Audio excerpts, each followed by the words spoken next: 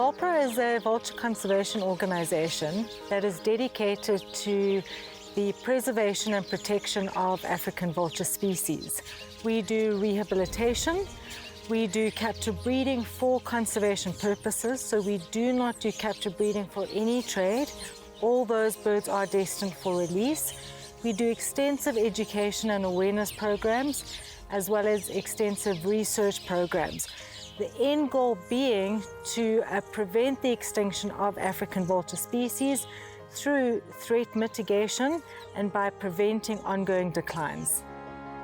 We do rehabilitation throughout the country where we drive hundreds of kilometers on a weekly basis to collect injured, grounded, or simply just downed and dehydrated vultures. The end goal is again always to get them out back into the wild, flying free. And because African vultures are the fastest declining bird species in the world, we've established our world-renowned captive breeding program. And what this means is because we have such a large collection of vultures here, they are able to select their own mates. Vultures, very much like people, need to have numbers in order to decide whether they like each other or not.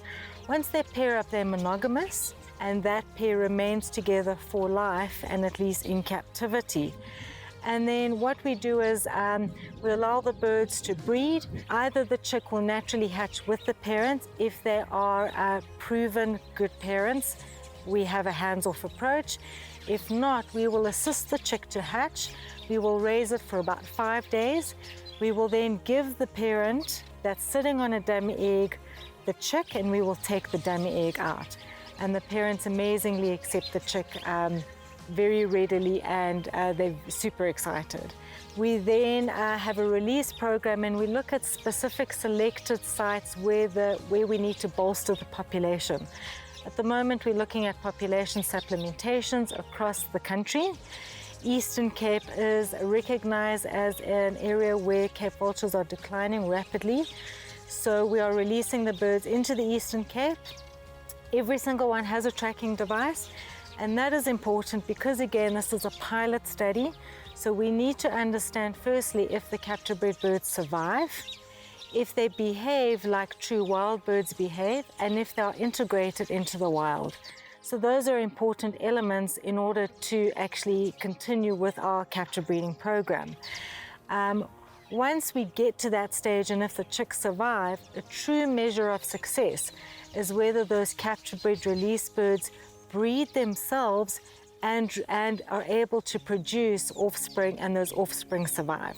We initially started with Cape vultures as our flagship species. Cape vultures are Southern Africa's only endemic species. And because of the rate of decline of all vulture species, we now have incorporated all tree nesting species.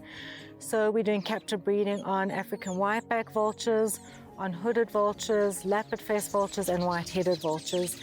And this year, or last year, should I say, we were very lucky to have our first palm nut vulture that was produced by our pairs, hands-off approach, and so we're quite excited about that. Vultures are not the most sought after or seem to be charismatic species.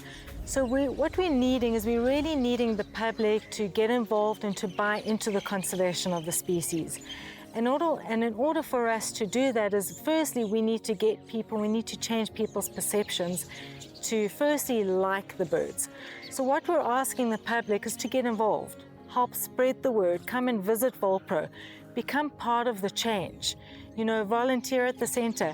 Of course, as a non-profit organization, we're always looking for financial support, but it's not the only way where an individual can help. And really the biggest change comes from each individual acknowledging the species, liking the species, and talking about the species and sharing their knowledge. And as I said, to come and volunteer, and that could be feeding, cleaning, maintenance, even helping with rehabilitation, to sometimes go and collect these birds on our behalf. Those are really big aspects that the general public can get involved in. At Vulpro, we aim to produce high quality research that entails getting a better understanding of the threats these birds are facing. So we fit potential tracking devices to these birds, which allow us to follow them on a day-to-day basis, and then we'll extract that data to better understand the movement ecology, their survival rate, and their breeding, well, their success in the wild. There's a couple of threats. We deal with power lines on a day-to-day basis. You can just see in the enclosure we're sitting in that all these birds have amputated wings because of the interaction with power lines. Then poisoning definitely is another threat, but once again, it is concentrated to certain areas. So up in Africa, poisoning becomes a bigger problem than power lines. Then a third threat is poaching for mooty trade and that type of thing. So that once again is a big threat in KZN, for example, where the poverty is playing such a huge role in this threat, where they will use this to basically make money from it. And the same goes for Limpopo and the Eastern Cape. And then another threat that I would just want to highlight is human disturbance. The Magaliesberg, for example, is a prime example. We have Cape vulture colonies, two in the Magaliesberg, which house approximately 300 to 400 active breeding pairs. And we've seen with the increase in movement after COVID that the breeding success during June or during the breeding season basically dropped due to human disturbance, hiking close to the colonies, road development, that type of thing.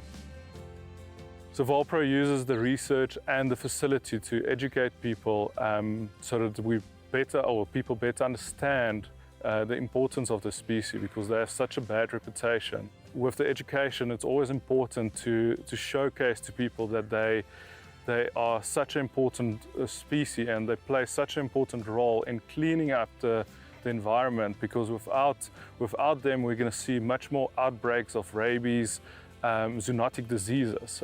So they play such an important role in our ecosystem. We sometimes ask how the public can get involved with our organization, and one of those ways would be to adopt an individual, where that individual can then name the bird. We'll use that feed to fit a tracking device to that bird, and then basically that allows us to make sure that that bird stays alive when it leaves our facility, and we will be able to provide a monthly update to the individual that adopted it. And that individual will then be part of the big change on saving these species from potential extinction in the near future.